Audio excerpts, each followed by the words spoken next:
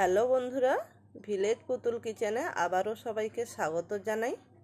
বন্ধুরা, কেমন আছেন আপনারা? দেখুন, আজ আমি রেসিপির জন্য দুটো চালতা নিয়েছি, সঙ্গে কিছুটা পরিমাণ চিংড়ি মাছ নিয়ে নিয়েছি। চিংড়ি মাছগুলো ভালোভাবে আমি পরিষ্কার করে নিয়েছি। এরপর আমি চিংড়ি মাছগুলোতে লবণ হলুদ মাখিয়ে নিচ্ছি। লবণ হলুদ মাখিয়ে রেখে দিলাম। এরপর চালতাগুলোকে আমি ছোটো ছোটো পিস করে কেটে নিয়েছি। ওই চালতাগুলোকে আমি সেদ্ধ করে নেব। চালতাগুলো কড়াইয়ে নিয়ে নিয়েছি। এরপর কিছুটা পরিমাণ জল দিয়ে দিলাম। জল দিয়ে ঢাকনা দিয়ে দিলাম। দেখুন, চালতাগুলো সুন্দরভাবে আমার সেদ্ধ হয়ে গেছে। এবার তুলে নিচ্ছি। এরপর কিছুটা পরিমাণ তেল দিয়ে দিলাম কড়ার মধ্যে। তেল দিয়ে চিংড়ি মাছগুলো ভেজে নেব। বন্ধুরা, ভিডিও ভালো লাগলে ভিডিওতে একটা লাইক করে দিবেন অবশ্যই।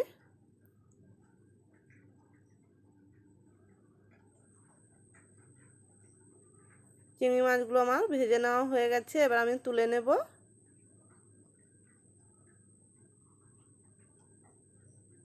এরপর আবারও কড়াতে কিছুটা পরিমাণ তেল দিয়ে দিচ্ছি।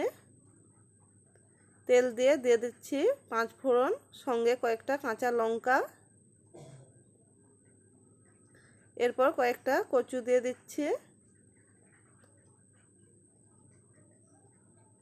কচু দিয়ে লবণ হলুদ দিয়ে হালকা কষিয়ে নেব। কষিয়ে নেওয়ার পর সেদ্ধ করা চালতাগুলো দিয়ে দিচ্ছি। চালতাগুলো দিয়েও হালকা কষিয়ে নেব। কষিয়ে নেওয়ার পর সর্ষে বাটা জল দিয়ে দিচ্ছি।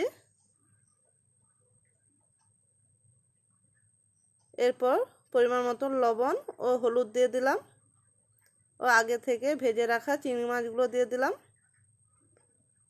এখানে আমি পরিমাণ মতন জলটাও দিয়ে দিয়েছি। এরপর ভালোভাবে ফুটিয়ে নিতে হবে সব কিছু। দেখুন বন্ধুরা, এই ফাঁকে আমাদের বাড়ির ওপরে কত হনুমান এসে গেছে।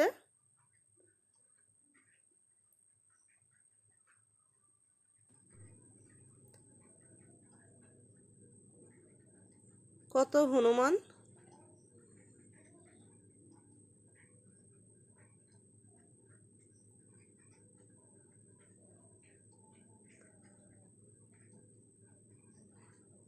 এদিকে আমার কচুগুলো সেদ্ধ হয়ে গেছে।